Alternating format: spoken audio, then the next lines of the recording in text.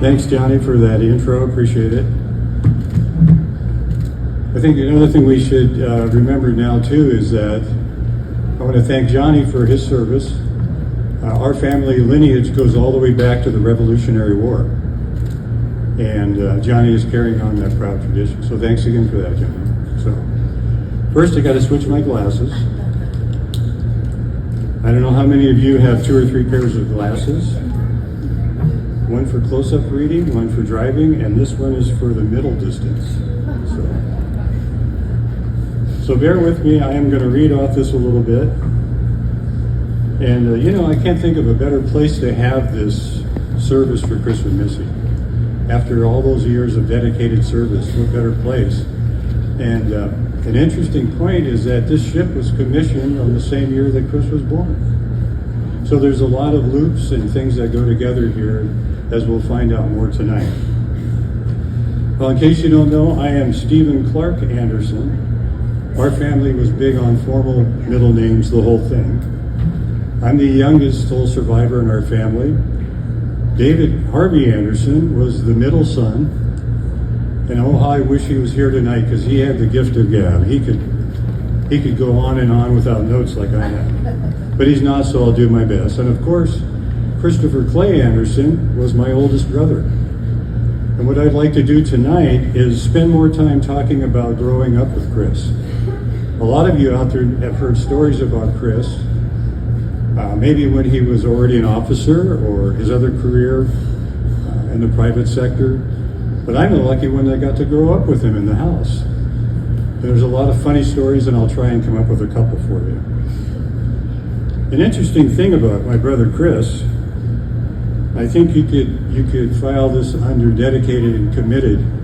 Out of his 76 years, he only had 6 years where he was not involved in the Navy. Yeah, you count his 18 years growing up in a Navy household. I think only 4 years in college and then a couple of years in retirement. I'd call that dedicated right there. So a couple things. You may already know that he was a Navy pilot for 25 years. And you would think that would be enough of a career to stop and maybe go enjoy yourself. Not my brother. My brother always had to have a goal, and he always had to be working on something greater than himself. And I think we got that from the family I grew up in. So he went on to work another 28 years for the private sector, Honeywell and Lockheed Martin. But I think more importantly, what he'd be proud about, what he created, was his family. Not only his 50-year marriage to Missy, but his wonderful children. And 13 grandchildren? And 2 great-grandchildren? How many? 4. Oh, we got to update that one page there. Okay. Somebody's been busy.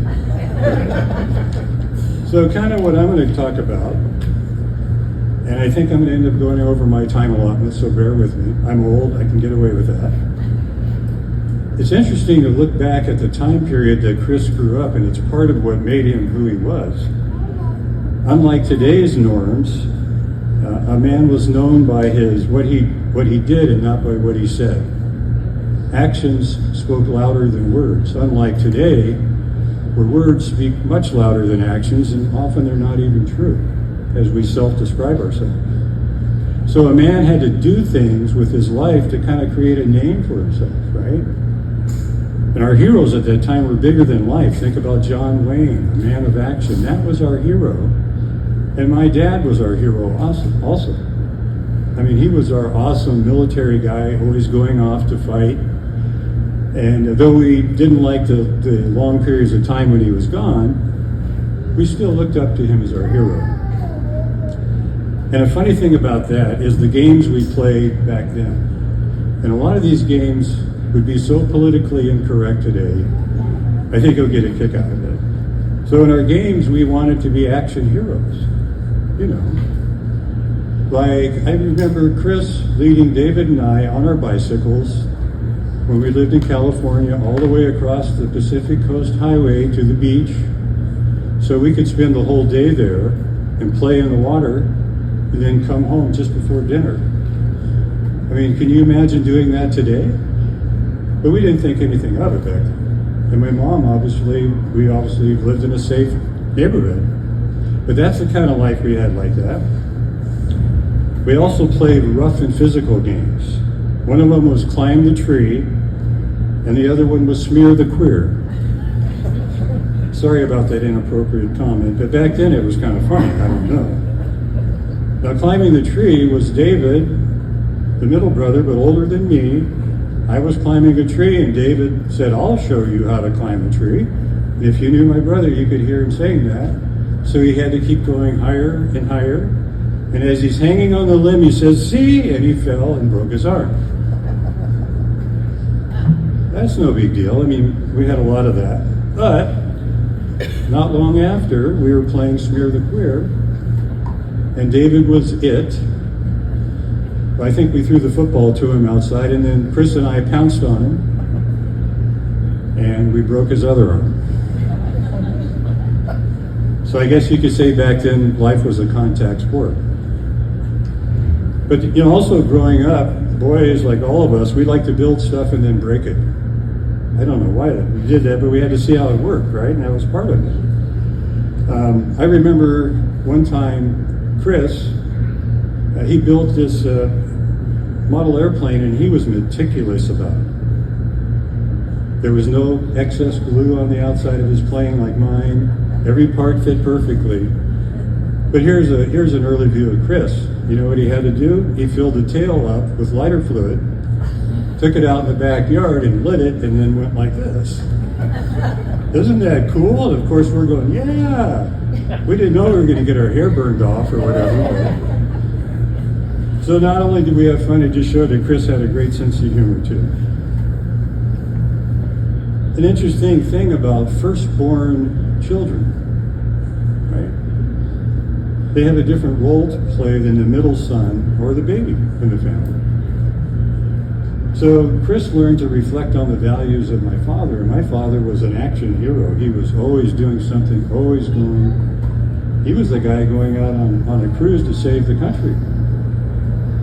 And I'd say that had a huge impact on how Chris grew up. And he took that all to heart, and he said, I want to be like my dad.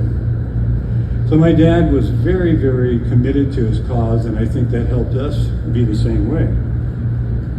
Kind of reminds me of the joke about the ham and egg breakfast. The chicken's involved, but the pig's committed. So our family was definitely like that. And but there came a change in our childhood together. And I remember one time going into Chris's room when he was in junior high to see if he wanted to go out and play.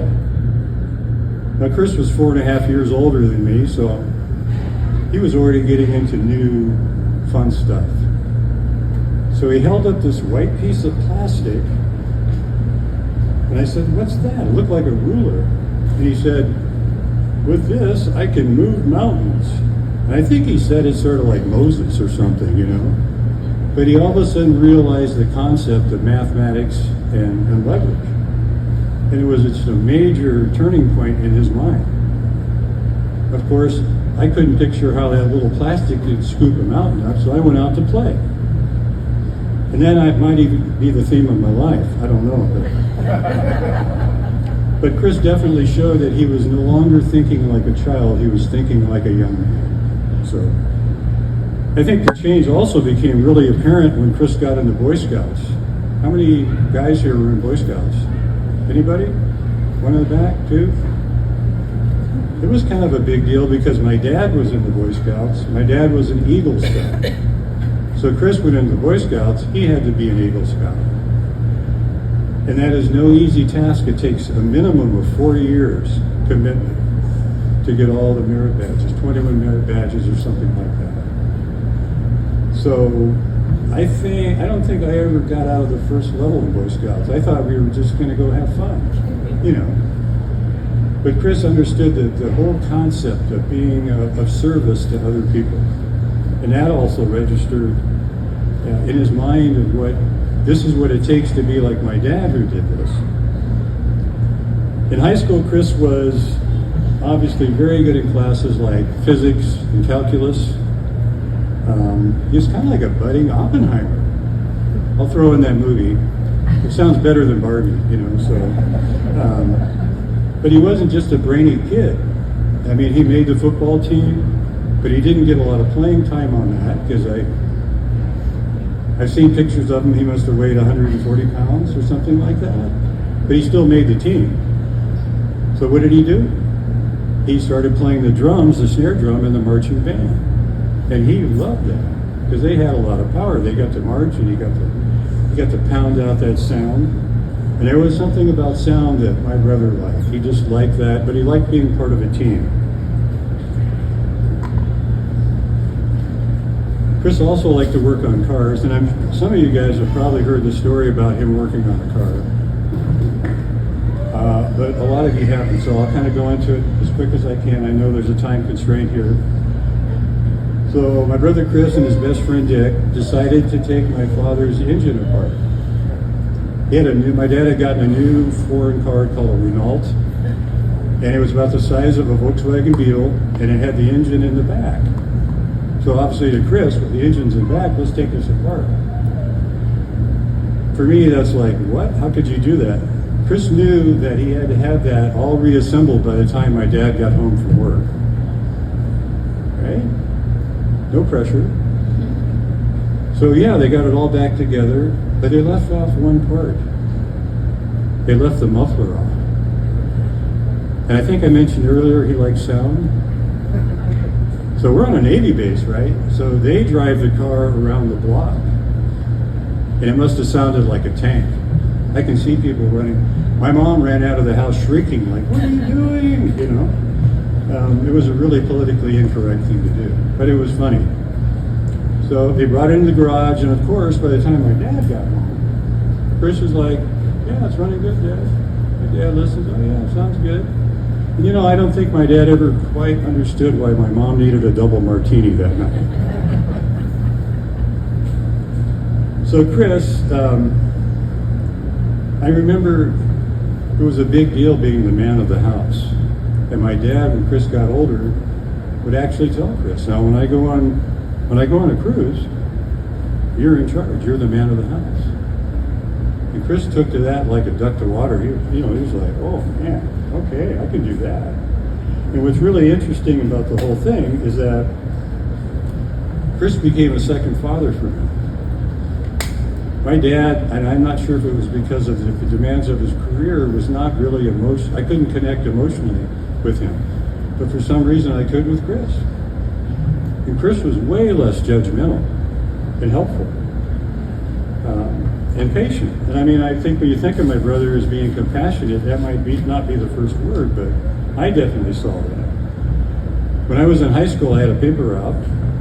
I thought it'd be cool. I'd just ride around in the afternoon, throw the papers out, like you see on TV and all that, and then I get to go collect the money and buy stuff with it.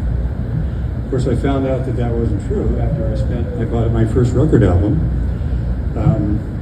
But what's really important is that Chris was the one who got up with me on Sunday mornings to wrap the Sunday papers. And if you remember, those of you that love reading the newspaper, that was like our connection to the world. Didn't we used to get those, open them up, and sit around and kind of look at all these different things? I don't know about you, but I do miss those days. But he never complained about it. He never said, well, that's your job, why don't you do it? Because if it was him, he would have just done it. So somehow he found that compassion with me. It was also my brother who taught me how to really drive a car. I had driver's training, but you're riding with your teacher and some kind of car that's something your grandparents would drive, all that. Chris had a 56 Chevy, and he used to take me out, taught me to stick shift and turn that radio up, and taught me to parallel park. He made driving fun for me. So by the time I took my driver's test in the VW Beetle, parallel parking was like no sweat, right? And I just passed right through that. Well, as I got older, of course, I didn't need as much help from Chris, but he was always there when I did need it. And even a few years ago, he helped me. I was taking care of my father. He was 98 years old.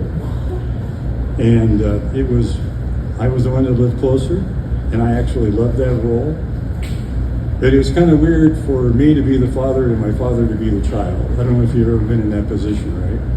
So I used to talk to Chris on the phone about things that my dad was doing, like my dad was a teenager, you know. And Chris would listen, and finally my dad met someone that was not being very nice to him, and Chris, even though he had cancer, flew all the way out from Virginia to San Diego and helped me confront this person.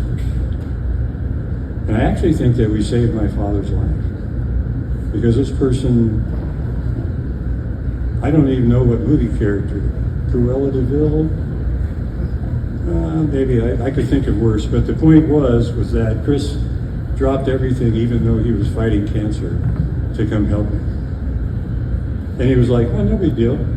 I kind of wanted to fly the plane anyway, you know, like that, you know how he was. So.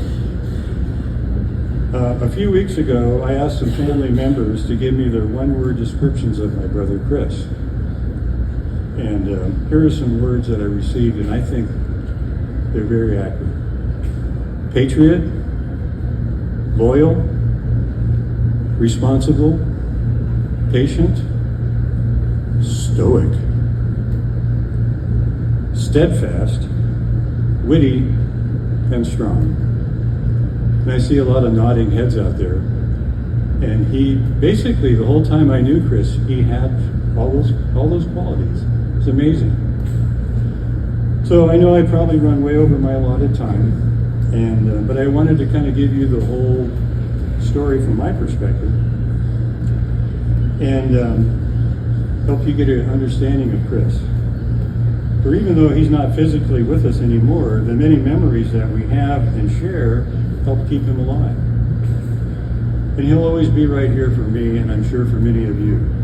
So Chris, I miss you, I love you, and hope you and Missy are having a great adventure. Thank you so much.